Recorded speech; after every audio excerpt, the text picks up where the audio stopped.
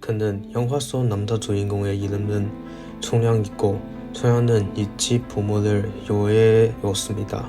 어린 총량은 방부의 큰 도련님과 결혼한 누나를 따라 강남 방부에 왔습니다.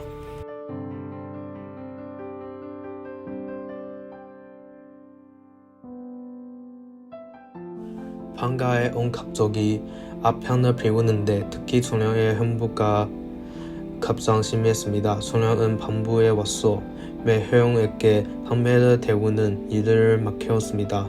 누나와 형부는 담배를 피우고 나면 정신을 잃고 총량에게 모욕을 당하게 됐고 모욕을 참지 못한 총량은 독극물로 형부를 배임으로 만들었습니다. 그 후 총량은 방부를 탈출하여 삼해로 갔습니다.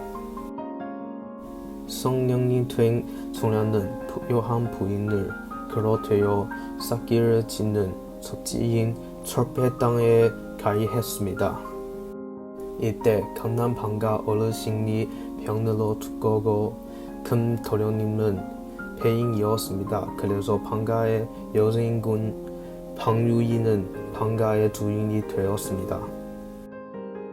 방가의 다른 사람들은 여의를 감시하기 위해 여의의 사촌 동생을 여의의 곁에서 씹어들게 했습니다.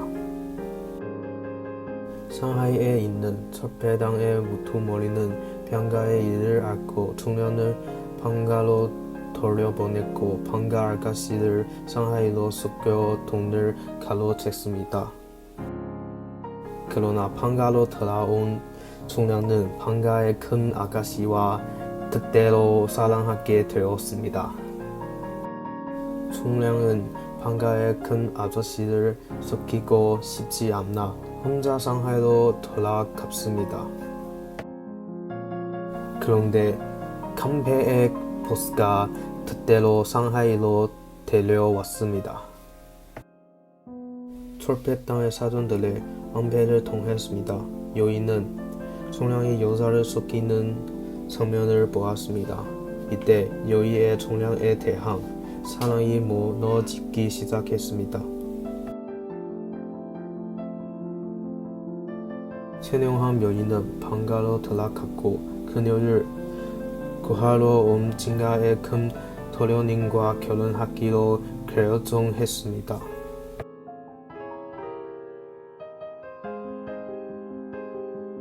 총량은 이 사실을 알고 마음이 비틀어지기 시작했고 독약을 써서 여의를 배임으로 만들었습니다. 총량은 결국 방의 집을 떠나던 중 철폐당의 총에 맞아 죽었습니다. 다음은 소포테스크에 대한 분석입니다. 영화에는 빛을 얼굴에 직접 비추는 방식, 클로즈업 등 렌즈의 정면을 맞춰 영화 속 인물들의 욕망을 폭발시키는 방식이 많습니다. 예를 들어 총량 형부의 얼굴을 때리는 비입니다.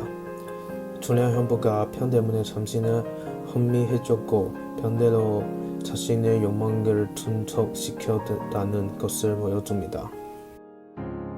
두 번째는 우총량이 상하이에 온 후 전가이고 감독의 우총량에게 준 첫 번째 정면 장면입니다. 얼굴의 빛은 앞서 형부의 얼굴을 때린 빛과 마찬가지로 총량도 욕망이 내면을 지배하고 있음을 알 수 있습니다. 총량이 살아서 제대로 된 짓을 하지 않고 그로해서 배단을 듣는 사람이 되어 총을 배터리다는 명목으로 총을 뜯고 내는 일을 하는 것을 보며 우총량의 얼굴에 나타난 빛은 돈에 대한 욕망이 있었음을 알 수 있습니다. 세 번째는 여의가 경가 도련님과 결혼하기로 결정한 후 우총량이 경가 도련님과 맞추진 후 우총량의 얼굴에 빛은 줄 것입니다. 이때 우총량은 이미 여의를 철저히 사랑했기 때문에 그 빛에 대한 욕망이 짙어였음을 알 수 있습니다. 감시 지팡 애들. 영화에서 판가의 역할은 봉건주의를 대표합니다. 시대적 배경은 청나라 말기, 당시 청나라 정부는 이미 위태로운 접치였지만 판가는 여전히 활못했습니다.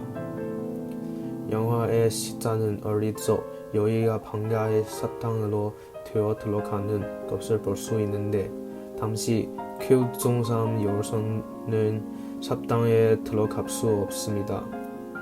손갈고는 여의를 빌려 판가의 사탕에 들어가는 장면을 통해 봉건과 자유의 전투를 보여줍니다. 상하이에서 판가로 들어온 우청량은 문을 여는 장면을 찍었습니다. 지금의 청량이 어린 10살의 암몽을 향해 차근차근 나아갔고 바깥에서 자유로운 세계에서 봉건적인 판가로 돌아왔음을 의미합니다. 청량한 말도 차근차근 뚜렷이 이곳에서 돌아오면 우청량과 판가 사이에 봉건과 자유가 충돌할 것을 예고합니다. 우청량이 본부로 들어와 누나를 만난 후 칼과 강도는 우청량에게 김성면을 주었습니다. 판가의 내부 검적 구조를 설명하는데 이 정문은 인테리어가 쾌적하지만 사람들에게 주는 문을 매우 낮습니다. 사람이 그 안을 꺼낸 것은 마치 통돌석을 높이는 것과 같으며 어디에서 억압이라는 두 글자가 방영되어 있습니다. 이것은 봉건적인 인간성과 사상에 대한 억압을 대표합니다. 이런 봉건적인 대표적은 이미 오래전에 금지되어 자유의 활로를 이뤘습니다. 우청량이 판가 정문에서 자전거를 타는 장면입니다. 소양의 선진 문명을 상징하는 자전거를 타고 범프를 따라다니다 보면 자유의 기운이 봉건적 장벽을 뚫는 것 같습니다. 여기에 동과 앞부분은 공부 양화와 비슷한 동네 느낌이 총판대로 종편에서 보기 드문 밝은 통입니다. 하지만 몇 초 동안 청량은 포도에서 평행으로 통살된 형부와 마주쳤습니다. 이 대목에서 청량이 판가의 봉건과 빗대지려 했으나 꼭 실패했음을 알 수 있습니다. 봉건사회가 이 시대에 겹치기 어려운 구도를 의미합니다. 다음은 영화의 주체 분석입니다. 한 문제, 남녀 사랑의 호화실입니다. 남성과 여성의 사랑의 집실과 급지에서 우리는 남성과 여성에 대한 생각을 느낄 수 있습니다. 여성의 감정에서 볼 때 강남 반포에서 태어난 여주인 황유이는 성동모화의 밤여자입니다. 사랑을 대하는 관념에 있어서 여인은 더욱 이방적입니다.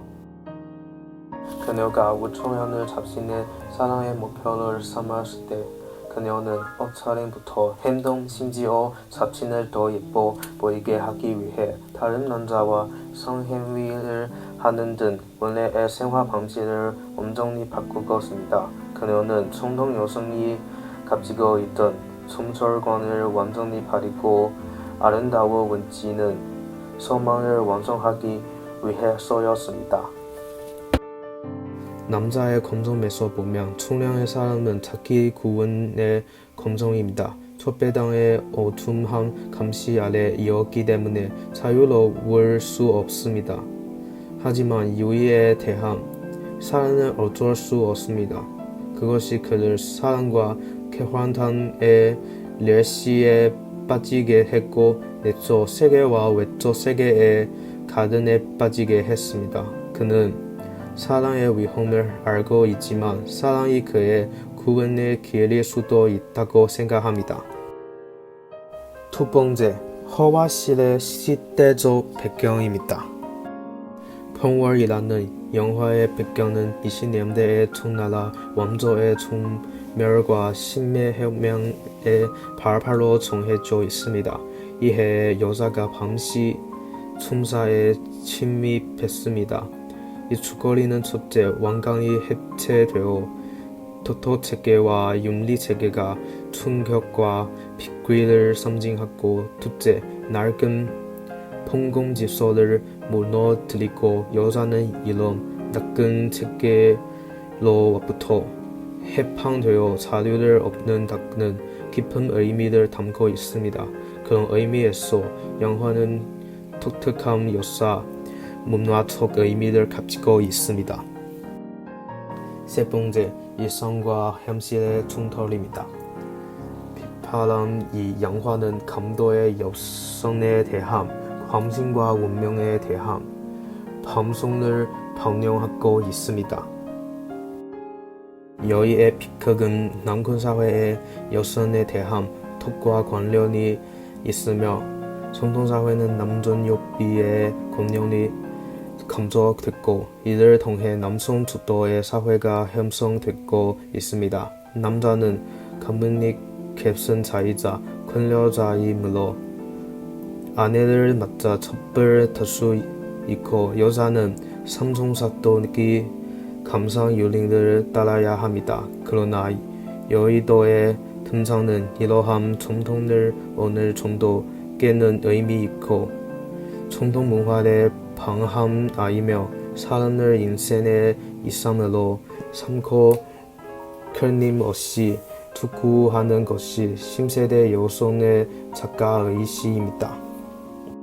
그러나 문명은 여전히 비극이고, 그녀의 비극은 이중적이며, 한편으로는 남군사회의 합수인인 총량이 그녀를 토살했고, 다른 한편으로는 남군사회의 대표인 당원과 반부의 후계자가 되어 뜻대로 튄 군세와 지위는 결국 남성의 속에 넘어가게 됐고, 그녀의 방함은 실패로 그나 반부는 다시 남자가 주도하는 직형으로 바뀌게 됩니다.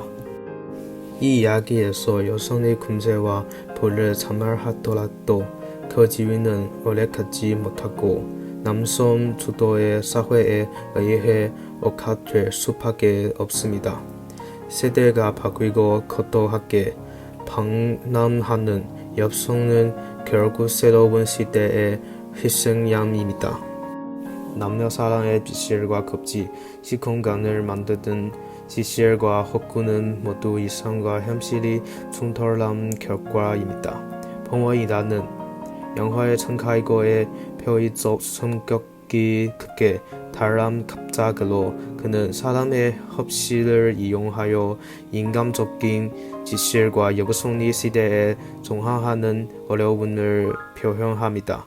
이것은 또 다른 첨접배와 풍공의 이야기이고, 또 다른 잘 못된 사랑의 비극입니다.